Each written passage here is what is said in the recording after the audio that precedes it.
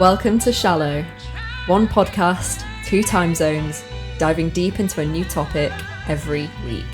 From pop culture to beauty and wellness trends, careers and ambitions, these conversations flood our WhatsApp inboxes and social media feeds. Dialing in from Sydney, Australia and London, UK, we're asking the same question. Is it really that deep? The shallow take is that OnlyFans is the website where people take their clothes off for cash. But what if it's actually rewriting the rules around sex, money, and women's control? For some creators, it's a platform that hands them the reins over their bodies, their content, and their income. A place where women are setting their own terms, reshaping the power dynamics of work, and challenging long-held ideas about autonomy. In this episode, we're digging into how it works, why it's become such a phenomenon, and whether it's truly a feminist revolution. This is part one of a two-part conversation. Let's go. Lucy, Boosie, how are you? I'm really good, other than the fact I'm sweating to death in this denim one piece. Not again. My flat is like a greenhouse. It has just retained the heat from the summer. We've actually had a really good summer in the UK. Like, I can't complain, apart from the fact that we have no aircon. But it rained torrentially yesterday, but it didn't clear the like muggy air. Thick. And I think like British houses just kind of retain the heat. So it's quite cool outside, so but it's a greenhouse in here. We've got good lighting in this flat. I can't complain. Lots of plants, but I am not a plant. I'm a human being and I'm sweating. Oh no. We've got the opposite problem here. The houses are all built to keep the heat out. So actually winter is quite, like, it's cold. It's not like UK cold, but I think because it just feels freezing. But we did a Christmas in July yesterday, so I'm like a little bit hungover because they made mulled wine and I physically cannot say no to mulled wine. So if I sound a bit croaky and a bit husky, I apologise. I'm doing my best. It must be really hard for you having winter in 17-degree heat. I really feel for you. That's really awful for you. The heart just bleeds. The heart bleeds. And my heart bleeds. Is it actually cold though? And it's like, it's not UK cold, but it does feel cold. But yeah, I know. She's tiny used violin. To that Aussie heat. She's used to that Aussie heat. Obviously, we're going to be talking about OnlyFans today. This is a episode we've been really looking forward to. This is going to be part one of a two-part series, just because when we wrote this episode, there was so much to talk about. This it's not black and white. There's so many like nuanced sides to the story, and we just thought it would be fair to kind of break it down into two episodes. So yeah, let's go. So in this episode, we're going to dig into how the platform's shaken the kind of adult industry up, given women more control over their image, income, how they work, financial freedom, creative autonomy. It's been a game changer for so many. And then part two, we'll get into the more kind of complicated sides of it. But let's kick off with what even is OnlyFans. I'm sure our listeners will have a really good idea, but let's just rattle off some baseline facts. So basically, OnlyFans is a subscription social platform revolutionizing creator and fan connections, and that is from the OnlyFans Instagram account. They're based in London. They're obviously largely known for their adult content, but it's also used by chefs, fitness experts, musicians, and essentially creators earn through subscriptions, tips, and PPV, so that's pay-per-view. And the revenue split is 80% to creators and 20% to OnlyFans. So basically, OnlyFans is a platform that's kind of literally platforming their content, and then the creators get the bulk of those earnings. The average creator earning is about $150 to $180 per month.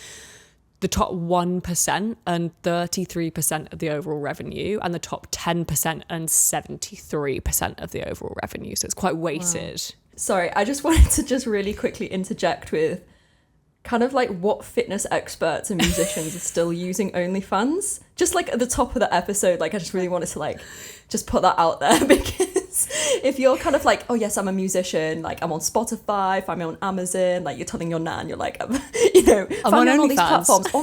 Also, I'm on OnlyFans. Your poor nan like logs onto OnlyFans to see their grandson playing the guitar, and it's just like, where are these naked ladies dancing on my screen? I do find that kind of weird that there are still creators that aren't, on there for sexual reasons, like that there are just still kind of like gymnasts and fitness experts. Yeah, it's crazy. And apparently for a time they really wanted to push the narrative that we're so much more than just sex. So I think they really wanted to push that out into the public domain. But I mean, when did you first hear about OnlyFans? Because for me, it was COVID. That's when it felt like it really blew up, was 2020. Yeah, it was COVID for me, 100%. I had never heard of it before COVID. I think it was that kind of time where obviously people were stuck inside, they weren't able to go outside, and obviously everyone was very, very online. And yeah, it just kind of started, it just blew up. I think Bella Thorne was kind of the one that stuck out for me, because she kind of like kickstarted. I think she made like £1 million in a day or something ridiculous like that. Yeah. And it's always the same, I feel like, with these things, like that, those kind of stories, like straight from the bat, you're making really big amount of money when it first starts becoming, a thing. Especially in COVID, I think there was a lot of kind of like business entrepreneurial side hustles that people had to try and make their way, because they couldn't get into the office, or they were put on furlough, and it was almost kind of a way of doing that from the comfort of your home, and getting a bit of clout on social media. 100%. As of 2025, they've had 3.5 million active creators on the platform, 10.5 million total accounts created, and the US leads with 1.1 million creators. What's really interesting is actually 84% of creators are women and 78.9% of users are men. It's very interesting.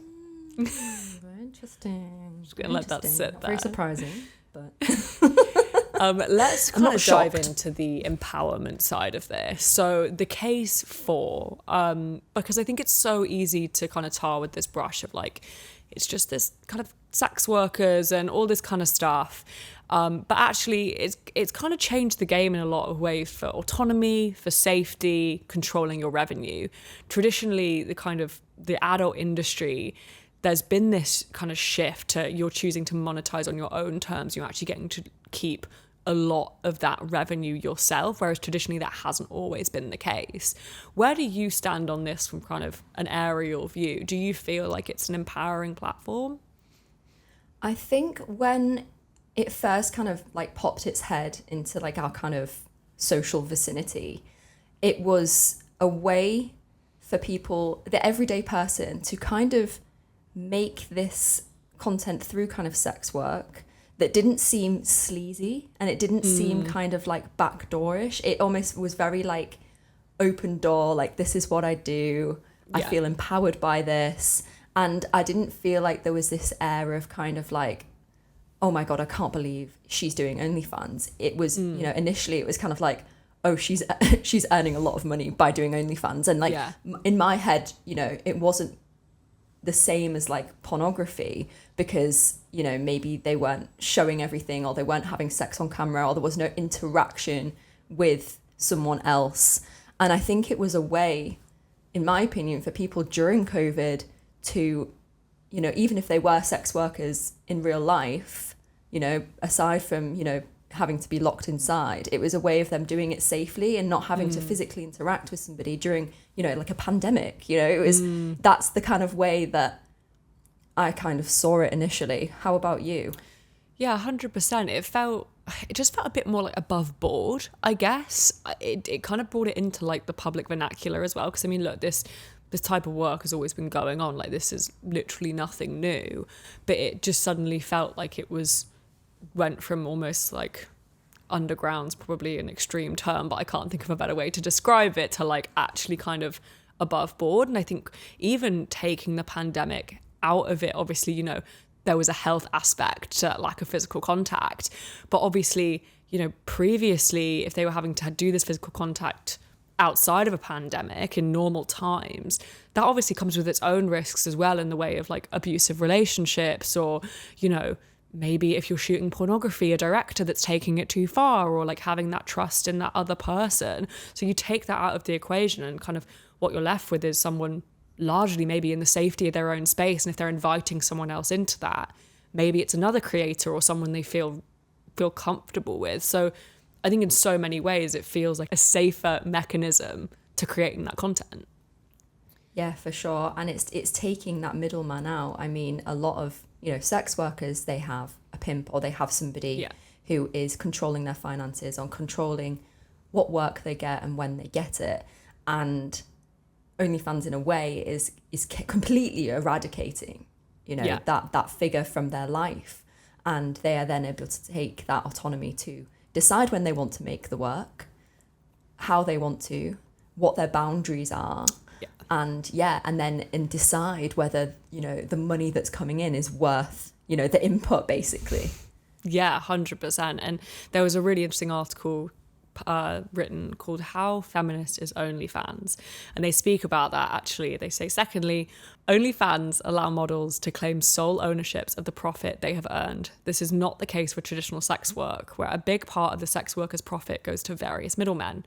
In prostitution, sexual massages, and dancing, such middlemen are examples. Pimps, estate managers, similarly in pornography, producers earn more than an actress.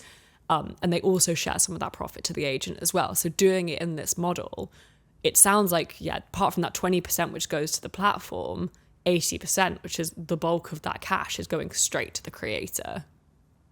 Yeah, and I think you would kind of expect it to be the opposite. You'd expect from platforms such as OnlyFans, these kind of like make money online kind of platforms, you would expect to be earning the 20%, almost like a pyramid scheme, and then giving the bulk, the 80% to whoever owns the company. Like it does seem like a bit of a stark amount that you do get. And I think that's what's enticing about it. It's like, okay, I can sit in the comfort of my home. I don't have to maybe work in a job that I don't particularly like, under management that I don't particularly want to listen to. I can be my own kind of boss in a way, and I can decide when I work. And there's that kind of that window between that kind of work. Yeah, 100%. And you said it, like, it's a boundary, right? Like it seems like the creator gets to draw that boundary themselves. If they get a request that they're not comfortable with, they can say no. They don't have a producer or director being like, okay, let's go again. So they can draw that boundary themselves, which I think overall for autonomy, for safety is huge. And I actually see a few kind of OnlyFans creators pop up on my TikTok For You page. Lucy Blanc, for example, or Blank, I don't know how she pronounces her last name. She does a lot of bop Q&As. So on TikTok, they call them bops, or mattress actresses. And she's still working as a sex and lifestyle journalist. She can financially afford to live on her own in central London. She's very open about what the job is like and the benefit she gets from the job. And she did say that she started in 2021 and she really enjoyed it. She did it for a bit of cash, but then she went into corporate and had to stop. And she was very open about the fact that she's like, look, in a corporate environment, they're not really okay with you doing that on the side, and that's fine. But she's fired it back up again. Now she's a freelance sex and lifestyle journalist. So it's showing someone kind of earning well. It obviously feeds into her career, and she seems to be having a great time doing it. And it's also kind of abolishing that stereotype that if you do sex work and you do these kind of things, you won't be able to get a normal job afterwards. People will judge you and you won't get employed. There is avenues before and after and during. And, she's obviously felt so empowered from the work that she is then discussing it in a kind of more public matter with her journalism. I think that's quite commendable, really. And in a way, like, she's not just a sex worker, she's like an entrepreneur, and like she has autonomy over her life, and she's saying, no, what, fuck you, I can do whatever I want. So it's one of those things where it's like people assume that you're not because you do that, and it's like you can do both. And I think she's adequately projecting that you can do both, and we know that you can do that, but the sentiment is that you can't. And like I found her as a creator online before I even knew that she did this type of work. I just really liked her content. I thought she was funny. I thought she was smart. I was like, that was a side thing for me.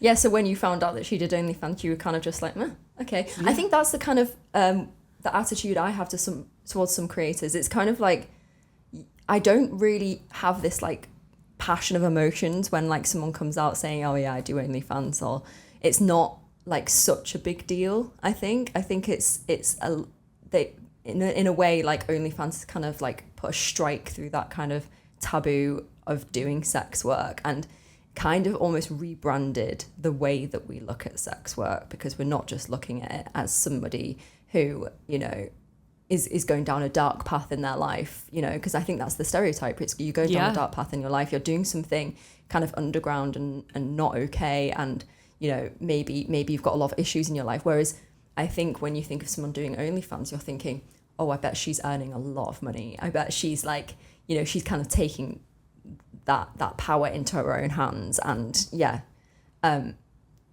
it's just a completely different way of looking at it. Yeah, they're really flipping the narrative, and there's also another creator called Ari. I'm not going to try and pronounce her last name because I'm going to butcher it, but again, I found her on TikTok because she does these really funny skits, and again, I didn't know she was a creator until one of her Q&As came up, and she's very open about it. She's open about how much she enjoys her work and the financial rewards that come along with it, and I think she's really cool. Like, again, it's kind of fighting against that narrative of like, I almost sound surprised, and I hate myself for that, because there is this narrative that's been built of that's all you do, and actually no, these people are like multifaceted individuals. This is just how they earn money. And the thing is, sex workers have always been multifaceted individuals. Like, it is something that's always been there. Like, women are multifaceted individuals, whether they choose a specific lifestyle or not. And when you were talking about these kind of creators, I was thinking, what kind of creators have I been following that I've not realised are OnlyFans? And there's this guy, I can't remember his name, but I followed him because he loves little chicks. And he has little chicks in the camera, and he's like, and he like stroked the little chicks. So I followed him on Instagram because I was like, oh, cute. And then I was like, looked at the comments, and people were like putting the snake emoji and all this kind of stuff, and I was like, what? What is this? So then I click back on it, and oh my god, I looked because I was looking at the chicks, I wasn't looking at him, and he had like these tight ass jeans on, and his dick was like hard and like slunged up his chest. It was like honestly to his belly button, and I was like, how? I've been following this account, by the way, for weeks and weeks on end, and it was actually a friend of mine that was like, oh yeah, do you know about like the chick like OnlyFans guy creator? And I was like, yes, I do now. I do, yeah. But I didn't follow him initially for that. I followed him for the chicks, I swear. We live and learn. It was for the chicks, I felt kind okay? of like taken back. It was for the chicks. I didn't know about... I'm innocent here, sir. Don't arrest me. Thanks so much for listening to this episode. If you're enjoying Shallow Podcast, it wouldn't be shallow of you to give us 5 stars on Spotify, Apple, wherever you get your podcasts, and it would mean the world to me and Phoebe. Thanks. We've spoken about money a couple of times and what these gals are earning, and I just wanted to dive into the top earners on OnlyFans. So Black China reportedly earned $240 million in 2024 before deactivating her account. Tiger reportedly made $32 million from OnlyFans. Lily Phillips, obviously very well known OnlyFans creator, has openly said, like, there's no amount of money that would make me stop. There's no goal. I'm doing this for the love of the game. Rebecca Goodwin as well, kind of, she came largely into the public consciousness after appearing on a podcast. She faced criticism in that podcast for not contributing to society, and she actually runs a charity. She runs an affordable housing scheme where she rents to low-income families. She openly says that she earns about $100,000 a month. And, you know, the public really rallied behind her on this podcast. I'm sure probably most of our listeners saw the clips on TikTok, but when the presenter asked her if she'd prefer to work in a different industry to preserve her dignity, Goodwin responded saying that she had alluded to previously suffering abuse, adding that her career decision was reclaiming everything that had been taken from her.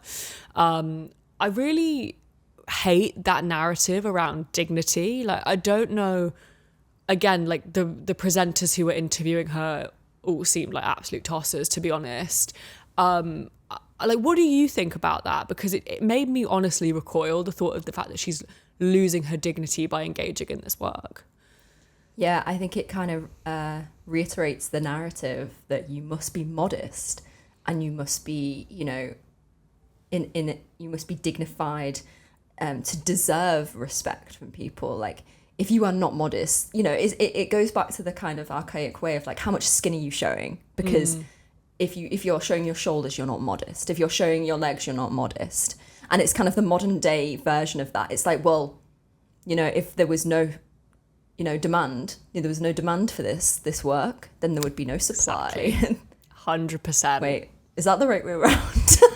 Yeah, if there's no demand, there would be. I was like, supply and demand, baby. Like, if there was no one lining up wanting to pay for this content, if the 78% of men that were using this platform were just completely eradicated and they were like, absolutely, we're not using OnlyFans anymore. Yeah. We are, you know, a member of God's only church and no sex, and like they just completely got rid of it, then yeah, maybe that wouldn't exist, but it does exist. And I think to say that to a woman, you know, about creating this content, you know, to keep your dignity. How about you say to the men, what about your dignity in paying 100%. For this content? You know, 100%. I totally agree, because if the demand didn't exist, these creators would not be earning this amount of money.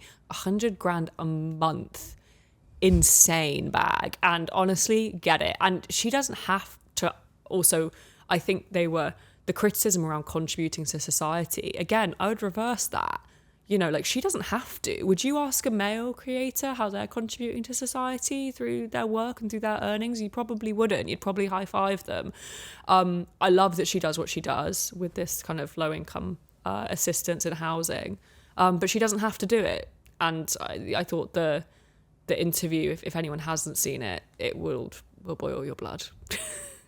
And I think maybe you know she's done that, and it's a very kind thing for her to do, but a lot of people wouldn't be rallying behind, you know, male podcasters and male entertainers and all these kind of things. Like, you're earning a lot of money, Joe Rogan. Why don't you contribute back to society? Because, you know, you're talking a load of drivel. Like, 100%. Or, you know, like, I don't agree with what you're saying, so therefore you have to contribute to society in a way that I deem fit and acceptable. You know, what you're contributing doesn't align with how I think you should be contributing, and that is a personal opinion. Like, that is something that, you know, is not a right. It's not a right for that person. It's like artists and creatives. It's always that kind of narrative, even in school, when you're like, oh, but you're not contributing, you're not being a doctor, you're not being a lawyer. But, you know, these people in society are valid, and they've been around for a long time. Like, sex workers have been there since the dawn of time. Like, there is clearly a need for it. There is clearly a demand for it. It's not going to go away anytime soon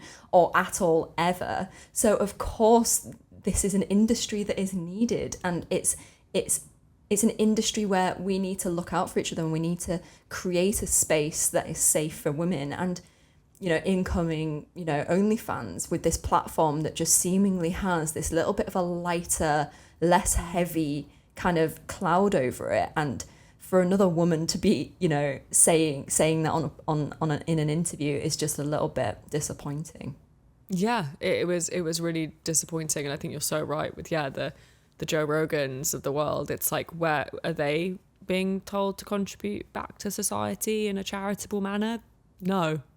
And how much money are they earning? You know? Oh. They could give a little bit back. They could create an affordable housing system for somebody. Like, that would be nice. But yeah, we're not stood there asking for that, because we would be seen as, like, you know, stepping over the mark and being ridiculous. And, you know, it's just crazy, the disparity. I totally agree. To kind of wrap up on this, I think we touched on it already. The demand clearly exists. So ultimately, is there an issue with supplying it? And that heat often ends up on the female creator. And I mean, I think we've already touched on it, but I just think it's totally unfair. What are your thoughts on it to close off?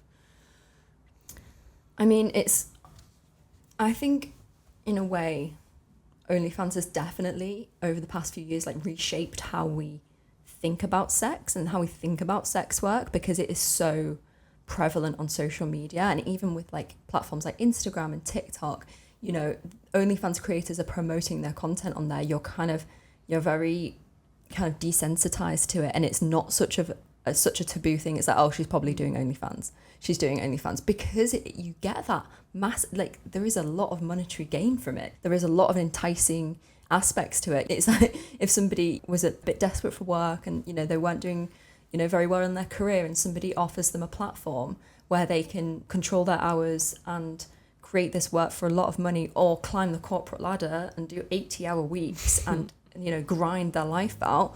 You know, a lot of people are taking that option, and can you blame them? And for the men that are sat there kind of judging these women as well, because that is also an aspect, I think they need to take a long, hard look in the mirror, because it's like, well, it's your gender that is demanding the supply.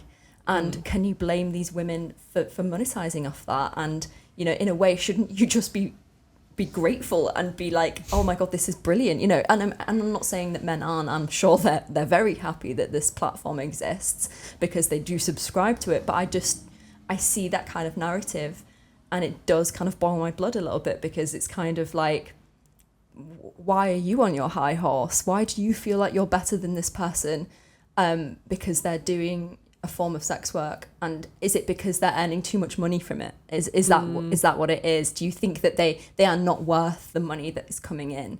And that's quite sad. It is sad. And I think there's that disparity of like, you're creating it, I'm consuming it, therefore I'm better than you kind of thing. And I think that is just gross, to be honest.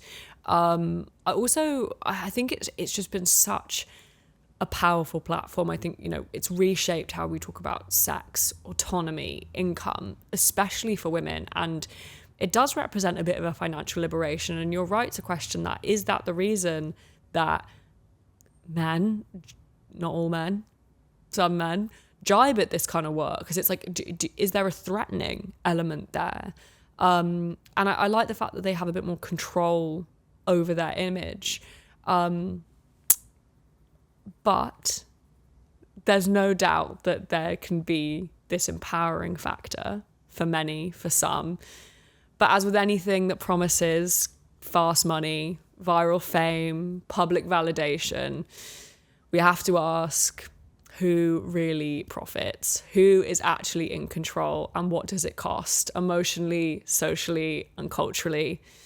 And those are the questions we're going to be answering in episode 2, where we take a look at the grey area, the mental toll, and the backlash of this billion-dollar platform. Lucy Bell, have you got anything to add? As you were talking, I was thinking this is like almost like a gateway. It could be a gateway for people to earn enough money to then do the careers they want, but then they may hold on to that stigma of what they did in the past. And it's not always, you know, daisies and roses, like that creator we were talking about earlier, who, you know, flipped back and forth. Like, that's quite a privileged position, kind of perspective. Like, that's a very privileged view that you can just do both, and not everybody can. And I think that's what we're going to touch on in part 2. And now it's time for... And what a pile of bollocks! And today this is with Phoebe Whittle. Take the floor. Oh my God, a stunning intro. That was so theatrical. Aperol. I honestly, like, you know what just fucks me off the most about this is that it looks so good. Like, I want to love it. It is orange. It is juicy. Like, in my head, I think this is going to taste super sweet, super delicious, and you have it, it's fucking disgusting. Like, sorry, it's disgusting. She's bitter. Yeah, I am. I'm bitter. The drink's bitter. We're all bitter. But Aperol is it's just not nice. I think she's misleading. Like she's looks misleading. She looks super cute. She's got a little orange outfit on. They have their little like carts everywhere. Like She's everyone's she's not an object. She's real. Also, Like, it's so I feel like when I see people drinking Aperol, because I completely agree with you, I hate it, and they're all like, they're kind of sipping it, and I'm like, do you like that? And like when you're at the bar and they're like, I'm gonna get an Aperol, I'm like, are you sure? You sure you want that? Are like, we all lying? It's giving sweet, but it's not sweet. It's the opposite. It's not, and it's obviously massive. Clearly it has its fan base, but I just feel like everyone's lying. I feel like people can't enjoy this drink. Do you like Negronis? No. Yeah, see, I think the palate is not working with us. It is I a don't palate. Think we're more of a tiramisu, espresso Give me a martini. Pimm's. Yeah. Give me a little bit of a Pimm's, like Aperol, get in the bin. It looks delicious. I want to love it. I just fucking can't. And I think I've tried to like love it as well. Like I've tried to be like, no, I'm going to force myself. Like olives. I had a whole thing with olives and I forced myself to eat them. And now I love olives. Love olives. But I try to do that with Aperol, and every time I take a sip, it's like, But it looks so cute. It does look cute. She's orange, she's zesty, but she tastes like Create shit. a sweet Aperol. That would be great. Please, that would be. Actually, you know what? Final word. I had a non-alcoholic Aperol when I was in London, and that was actually delicious, but it didn't taste like Aperol. So it wasn't an Aperol. It wasn't an Aperol. Thank you so much for listening to Shallow. If you enjoyed this episode, we'd love it if you could leave us a review. It makes a huge difference in helping others to discover the podcast. We always want to hear from you, so feel free to slide into our DMs or follow us on Instagram @shallowpod, or send us an email at shallow@boxedoff.studio. Shallow is a Boxed Off production, written and hosted by Lucy Bell and Phoebe Whittle. We'll see you next time.